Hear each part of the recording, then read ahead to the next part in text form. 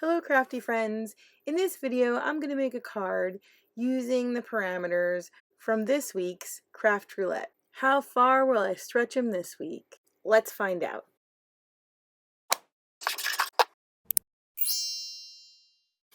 This week did I not only challenge myself with the parameters from Craft Roulette, but I also added my own. I used scraps. The only thing that's not a scrap is the card base in this card. This piece of paper I had in a craft bin that, a scrap bin that I got from packaging. I'm not even sure what it was in, but I liked the way it looked, so I put it to the side and now I'm going to use it. So for the project parameter map fold, I just took this scrap piece of paper and folded it like a map might be folded.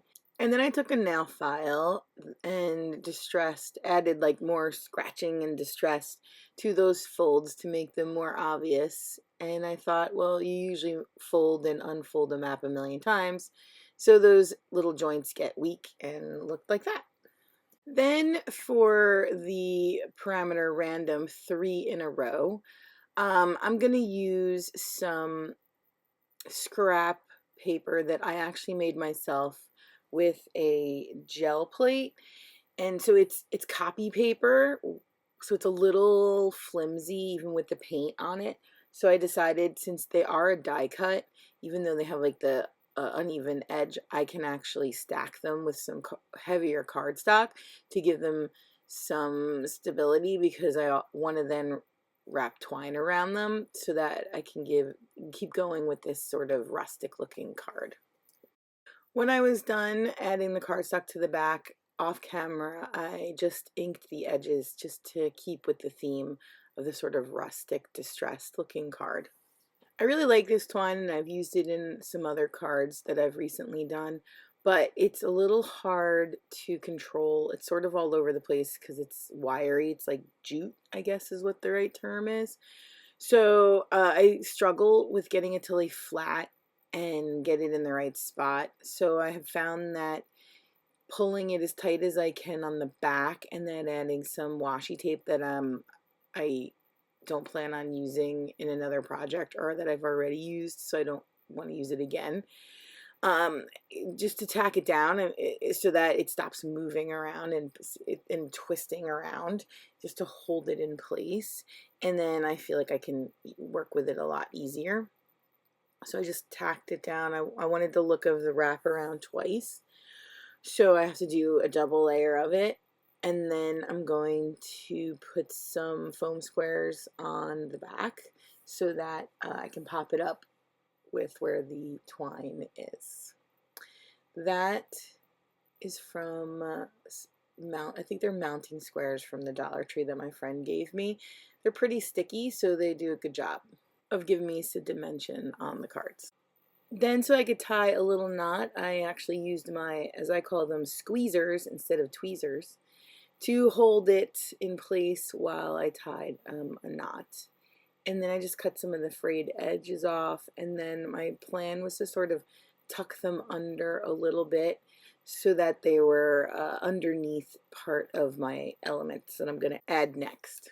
So the next scraps that I'm going to use are those leaves and acorns that I made a long time ago. I want to say a year ago.